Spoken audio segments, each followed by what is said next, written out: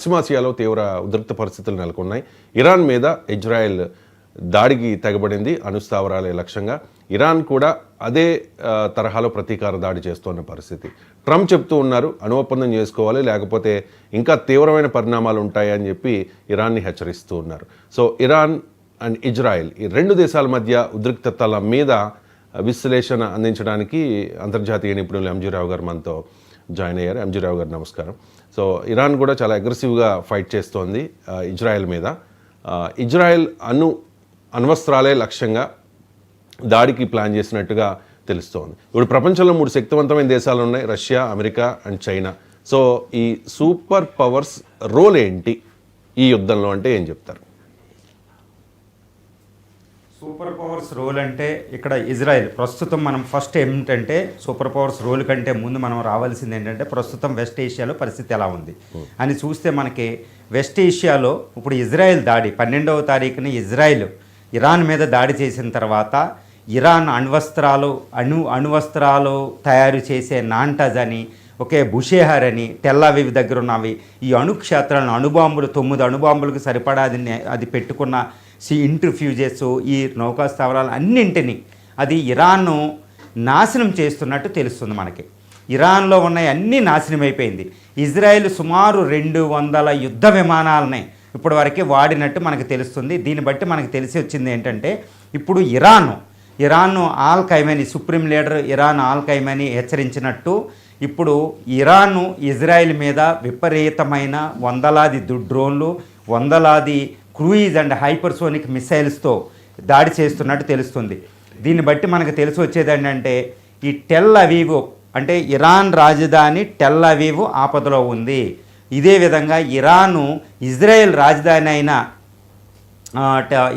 రాజధాని టెల్-అవీవ్ జెరూసలేంని నాశనం చేస్తున్నట్టు తెలుస్తుంది. ఇరాన్ రాజధాని టెహరాన్ ఇజ్రాయెల్ బాంబర్స్ నాశనం చేస్తున్నాయి. అంటే 2 రాజధానులు ఒక దేశం యొక్క రాజధానిని ఒకటి అటాక్ చేసుకుంటూ విపరీతమైన యుద్ధం చేస్తున్నాయి.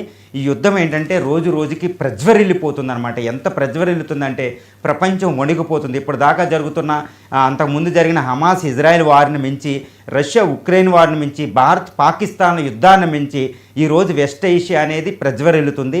ఎంతలా ప్రజ్వరిల్లుతుందంటే ఇది 2516 సంవత్సరాల వాళ్ళ మధ్య ఒక రకమైన శత్రుత్వం ఉందన్నమాట. ఏది ఇరాన్కి ఇజ్రాయెల్కి. ఒకప్పుడు బాబిలోనియన్ ఎంపైర్ ఉన్నప్పుడు, ఒక జుడా కింగ్డమ్ ఇజ్రాయెల్లో ఉన్నప్పుడు ఈ బాబిలోనియన్ ఎంపైరరు 500 క్రీస్తు పూర్వం 500 సంవత్సరంలో ఇరాన్ అప్పుడు యూదు కింగ్ని నాశనం చేయడం జరిగింది. అంటే 2611 సంవత్సరాల శత్రుత్వం ఈరోజు ఎలా ఉందంటే కనిపిస్తుంది. కానీ ప్రస్తుతం జరిగే యుద్ధం ఎలా ఉందంటే ఇప్పటివరకు ఉన్న 2600 సంవత్సరాల శత్రుత్వం ఈరోజు ఎండ చేసుకుంటున్నారా 2 దేశాలు అన్నట్టు యుద్ధం చేస్తున్నాయి అన్నమాట. ఇప్పుడు ఇరాన్ రాజధాని టెహరాన్ను నిప్పులతో అవుతుంది. ఇరాన్ రాజధాని టెహరాన్ నగరంలో ఉన్న ప్రధాన ఎయిర్పోర్ట్ని అది క్రూయిజ్ మిసైల్తో ఇజ్రాయెల్ అటాక్ చేయడం జరిగింది.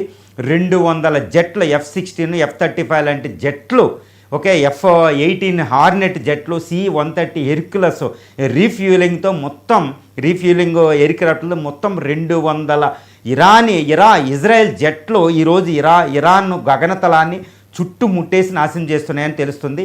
అదేవిధంగా ఇరాన్ కూడా తన వందలాది ఇప్పుడు సుమారు according to some defence sources ఏంటంటే వాళ్ళని ఉటంకిస్తూ మనం చెప్పేది ఏంటంటే 10,000 మిసైల్స్ వరకు వీళ్ళ దగ్గర ఉన్నాయి. 10,000 కంటే ఎక్కువ డ్రోన్లు ఇరాన్ ఏంటంటే ముందు జాగ్రత్త చర్యగా పెట్టుకుంది.